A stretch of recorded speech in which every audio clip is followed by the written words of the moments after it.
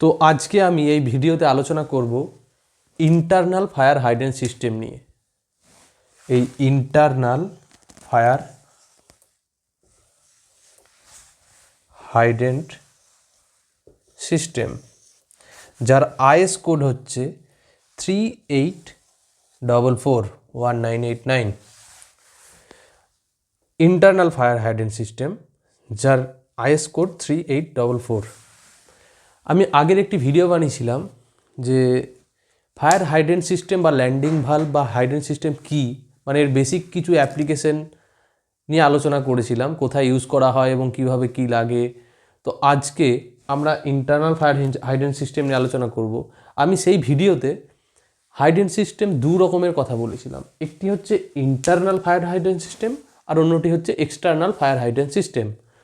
তো আমি সেই এক্সটার্নাল ফায়ার হাইড্রেন্ট সিস্টেম নিয়ে কোনো কথা আজকে বলবো না, সেটির জন্য আলাদা একটা ভিডিও বানাবো। আজকে আমরা কথা বলবো শুধুমাত্র এই ইন্টারনাল ফায়ার হাইড্রেন্ট সিস্টেম নিয়ে, যার আইএস কোড হচ্ছে 38441989। এই আইএস কোডটাকে ফলো করতে হবে, 3844। তো এর নামটা শুনেই আমরা বুঝতে পারছি ইন্টারনাল মানে ভিতরের।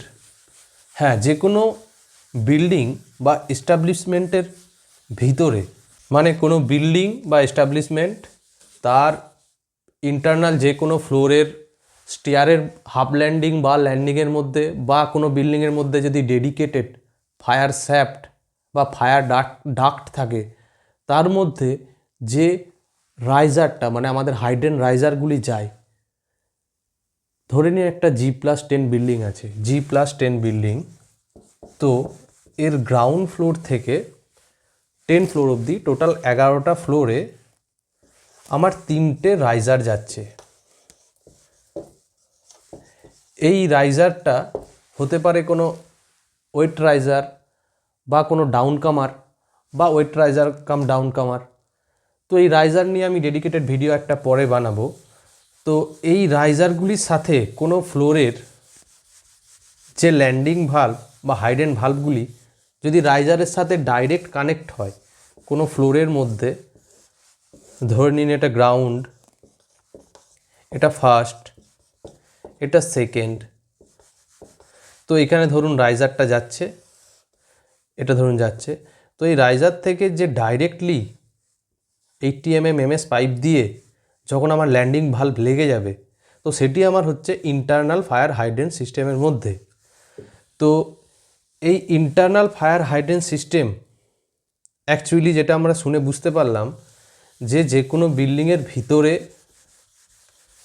যে রাইজারের সাথে ডাইরেক্ট কানেক্ট করে যে ল্যান্ডিং ভালভ বা হাইড্রেন্ট ভালভগুলি লাগানো হয়, সেগুলি হচ্ছে actually internal fire hydrant system, মানে রাইজারের সাথে ডাইরেক্ট কানেক্ট করা থাকে। তো এই ইন্টারনাল ফায়ার হাইড্রেন্ট সিস্টেম করতে গেলে আমাদের কি কি প্রয়োজন হয়? আমাদের যে জিনিসগুলির প্রয়োজন হবে সেটি প্রথম হচ্ছে একটা ওয়াটার সোর্স লাগবে। আমার একটা ওয়াটার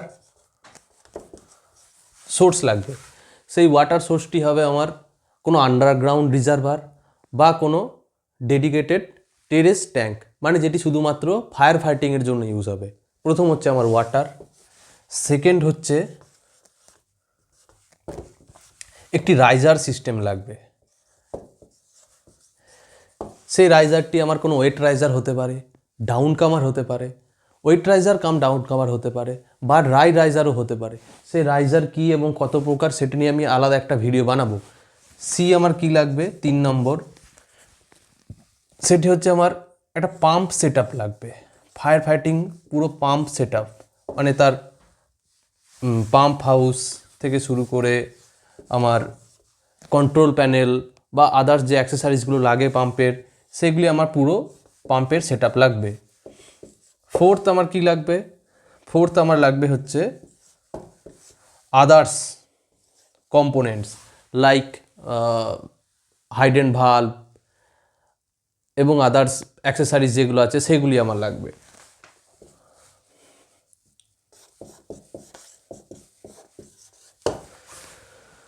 তো সবথেকে গুরুত্বপূর্ণ বিষয় হচ্ছে যে আমার একটা ওয়াটার সোর্স লাগলো, একটা রাইজার সিস্টেম লাগলো, একটা পাম্পের পুরো সেট আপ, কন্ট্রোল প্যানেল দিয়ে পুরো একদম রানিং অবস্থায় পাম্প সেট আপ, থার্ড হচ্ছে আদার্স নেসেসারি আইটেম, যেমন হাইড্রেন্ট ভাল্ব বা landing valve, hose box, branch pipe, hose pipe, এগুলি সমস্ত কিছুই লাগবে। তো আরেকটি গুরুত্বপূর্ণ বিষয় হচ্ছে এই ল্যান্ডিং ভাল্ব ইউজ করতে গিয়ে অনেকজন মানে নিজের মনের মতো ইচ্ছা মতো ইনস্টল করে দেয়, কোনো মেজারমেন্ট ফলো করে না। তো আমি অনেক জায়গায় গিয়ে দেখেছি এবং অনেক বিল্ডিংয়ের মধ্যে দেখেছি যারা ইনস্টল করেন তারা নিজেদের সুবিধার মতো যে কোনো মেজারমেন্টে তারা ইনস্টল করে দেয়। ধরুন এটা আমার ফিনিশ ফ্লোর লেভেল, তো এই ফিনিশ ফ্লোর লেভেল থেকে যে কোনো জায়গায় ধরুন এটা রাইজার যাচ্ছে, তো যে কোনো জায়গায় সেটা 1 মিটার উপরে হোক বা 800 mm মধ্যে হোক বা 400 mm মধ্যে হোক ইনস্টল করে দেয়। তো এটি সঠিক না। তো ইন্টারনাল ফায়ার হাইড্রেন্ট সিস্টেম লাগাতে গেলে তার সঠিক মেজারমেন্টটি হচ্ছে আমার এই ফিনিশ ফ্লোর লেভেল থেকে, মানে এটি যদি আমার ফিনিশ ফ্লোর লেভেল হয়, গ্রাউন্ড ফ্লোর বা ধরে নিন এটা আমার গ্রাউন্ড হলো, তারপর এটা ফার্স্ট ফ্লোর, তো এটা হচ্ছে আমার ফিনিশ ফ্লোর লেভেল। তো এখানে আমার রাইজার যাচ্ছে, ধরে নিন এটা ধরে নিন একটা 150 mm ডায়ার রাইজার। তো এই ফিনিশ ফ্লোর লেভেলটা ধরুন 0 তো এই 0 থেকে 0.9 মিটার মানে হচ্ছে